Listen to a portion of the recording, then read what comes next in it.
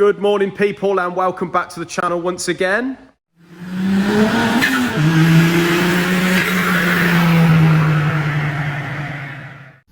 So the Healey cylinder head, the Healey 3000, I've got the valve seat inserts in.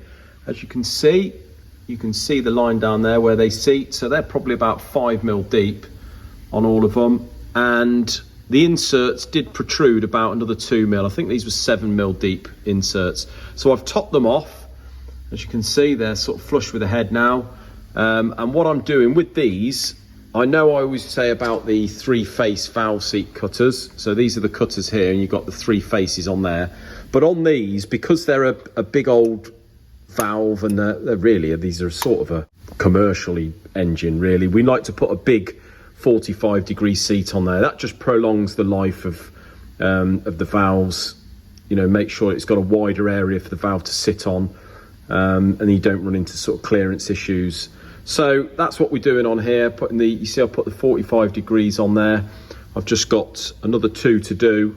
I'm going to give the inlets a reface. What tends to happen is because I put these inserts in with a 6 thou interference, what happens is when you put them in, it tends to distort the edge of this inlet seat or the cast iron in that area. So normally you find once you start cutting it just takes a little nick there first. So we'll give all those a little cut, make sure our heights are correct. Then I'm going to set this up, give it a reface.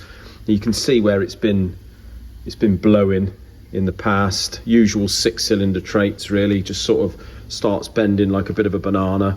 So we'll give that a face, and that's all done. Then we can get the valves and springs in, and I've still got to set the block up to be bored and faced, so I shall do that maybe tomorrow. But of course I'm on my own, lifting is a bit of an issue, so I might have to get the crane onto that. But yeah, head's nearly done. Well, I've just put a 3 thou cut on this, and by the looks of the outer edge, it's going to need another cut after that. And as I say, through the centre here, it's pretty bad. It's been blowing there for a while, so I expect we're going to be taking more than about 6 thou off this. So let's see how it ends up after this first cut. So there we go. As you can see, first pass, 3 thou. And it hasn't cleaned on the back edge, but it's cleaned on this front edge here. So surprisingly, it's almost cleaned here. So it couldn't have been as far out as I thought, but there's a bit of an iffy sort of watermark there. So just going to give it another 3 thou and see how we get on there. So as you can see, that has cleaned, but in this area here, got what looks like, doesn't look like it's been welded, but it looks like blowholes or like a fault in the casting, really. So I'm going to have to give this another clean and see if that gets rid of that. That's very strange. So here we've got a Triumph T140 set of barrels. This is obviously a twin, and this has got to go out 20 thou. It's on standard bore at the minute, 76mm. So rather than set this up, because it's only 20 thou, there's probably 2 or 3 thou bore wear in there, so we've got about 18 thou to come out of it. Rather than set it up on the boring bar and bugger about with that, because the bore's a bit all over the shop, I'm just going to hone it out with the rough stones. So these core stones rip the material out, and as long as there's plenty of coolant getting on there, I'm just going to take these out, leave about 2 thou in for the fine stones, and then finish hone it once it's cool. So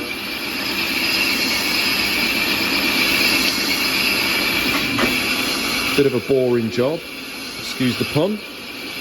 This box has just turned up, guys. This is the Cosworth by the looks of it, that's from the Mark 1 Escort. I see that he's cut a sort of side out of the box, and it looks like the turbo and manifold is hanging out the side. I think this was sort of on here once upon a time, but first thing I'm going to do is get this box open, get the engine out, get it on the stand, and just make sure that there's no damage there. Right,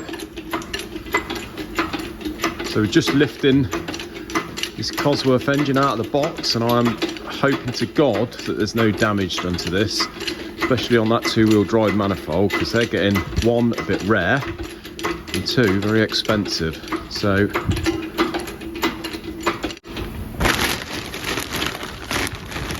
oh yeah, looks like we've got a broken camshaft. I'm going to be honest, on a Cosworth, I've never seen that before. So that's a new one to me. That's obviously one of the issues. Looking rather grotty, as many of these Cosworths do when they come in. Now let's have a little look. Doesn't seem to be any damage there, but time will tell obviously when I start stripping it. But yeah, at this point that does look like the main issue. Obviously the only thing that does alarm me at this point is why that has happened. It's either had a knock, or if it sees the cam, that is not good news. I'm gonna have to get the rocker cover off this, get the cam caps off and have a look. Hopefully it hasn't picked up, because that is gonna scrap the head otherwise. Apart from that, this is another one to do. Now weirdly, I had a phone call earlier on. Guy wants to send another Cosworth engine in. He's gonna give me a ring Monday once he's got it on a pallet, along with another block. He says that he's had the cylinder head off, and on one of the liners got a crack in there, I think. So he's going to supply another block, and we've basically got to make a good engine out of whatever we've got. So there, that's 3 basically in a week, because we had that one come in Wednesday. Had a chat with this gent the other day, and basically this is a spare engine for his race car. He is doing the same race series as Joe Oates, the one with the Focus that we built the Cosworth for. So that'd be the modified Fords. Yeah, this guy's in the same class as him. He's got an Escort Cosworth, I believe. At the moment, he's running a good 500 odd horsepower. But he bought this as a donor engine, so it come with a turbo. The turbo I've sent off to Vince at Turbo Performance, and he's going to check that out, because it does look like a new turbo. It's got T34 on it, although it looks a bit like a Turbo Technics one, where it's got the big front housing on. So he's going to check that out and make sure, you know, see exactly what we've got.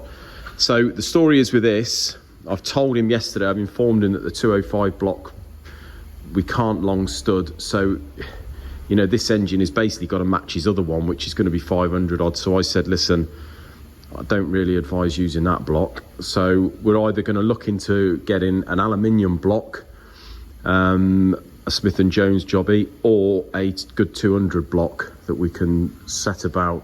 But first, what he wants is me to strip this out. It's all supposedly been done, but you know what it's like, guys. I've heard that a million times. It may well all be done. As I say, the turbo was brand new that was bolted onto it.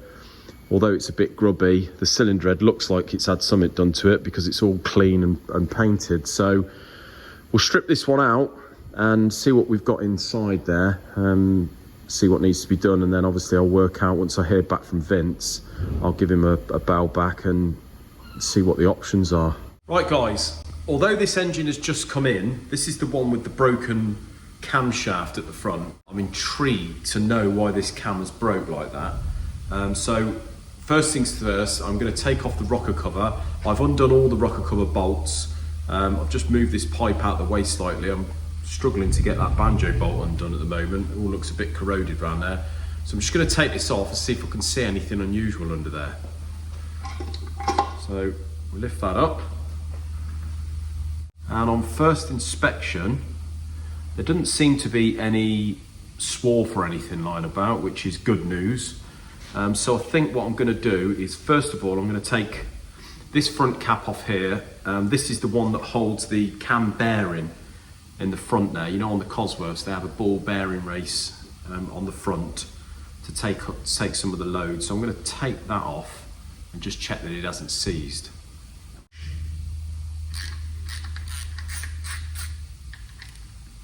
You just got 2 10mm nuts here. Take those off. Keep them safe in our little pot down here. Using our rubber mallet, we're just going to give this a little bit of persuasion to come off. These are sometimes a bit tricky to get off because they've got a bit of a lot of people, if they've had them off in the past, which they usually have, they run a bit of sealant down on the base here, so that tends to hold them on there. So on the front of this bearing race, you've got a 10mm bolt that holds a little sort of securing tab, and that just stops this bearing race from sliding out the front. So we undo that. That's your little securing tab. So put that safe down here as well. And then what we're going to do is we're just going to take these 13mm nuts off and release the cam.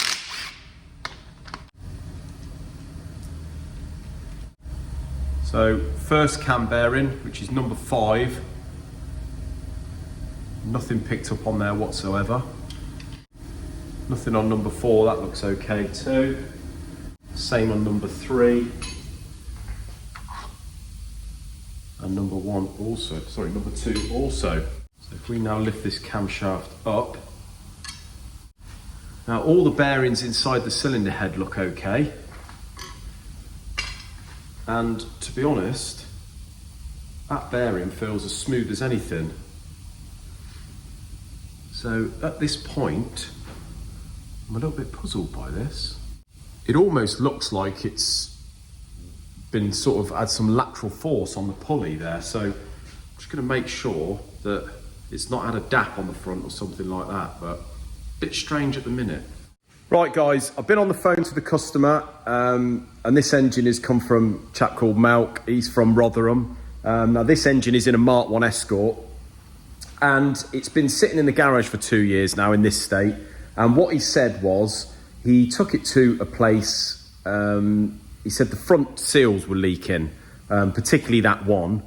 So he took it to a place to change the seals, and he also said that the front bolt kept coming undone. So they did it, and eventually it just all come adrift. That pulley has come off, and it's slipped the belt, and by the looks of the hydraulics, which I haven't took out yet, it looks like it's bent most of the valves, definitely on that bank. So if we just have a little look at the end of that cam, I suspect what has happened here is someone in the past has either over-taught this, or more than likely they've done that front pulley bolt up with an air gun, and it has either cracked the front here. It has been holding on. It looks like the bolt's been holding on by about 2 or 3 threads at the back, and maybe some on that piece that's sort of protruding there. And that's probably why the bolt is just about holding on, but keeps coming loose. And then eventually it's just broke that lug off, and that's the problem. So I am suspecting at the moment that that has happened because some clever dick with an air gun has gone at it. So lesson to be learned. It's a painful lesson, but I've had a good chat with him, and I think the way he wants to go with this engine now anyway, because we're going to have to repair the head, take it all off. The engine's a bit of an unknown, and it looks a bit crap. So I think he wants us to go right through it, and we're going to do our magic on the basic engine. We're going to send the turbo off and see what Vince can do, whether we can do a T38 conversion on that T3 there. And we're going to try and go for about 450 horsepower with this motor, which in a Mark 1 Escort, if any of you guys have ever been in a Mark 1 Escort with anything over about 350, they're mental. So yeah, really looking forward to doing this build. Only lesson to be learnt by this, guys, is don't go at bolts with an air gun, unless you're undoing them, I suppose. But yeah, well, that's it for today. Thanks ever so much for watching, guys. Have a great weekend. Remember, if you haven't already, subscribe, comment down below, and see you in another one. Cheers, guys.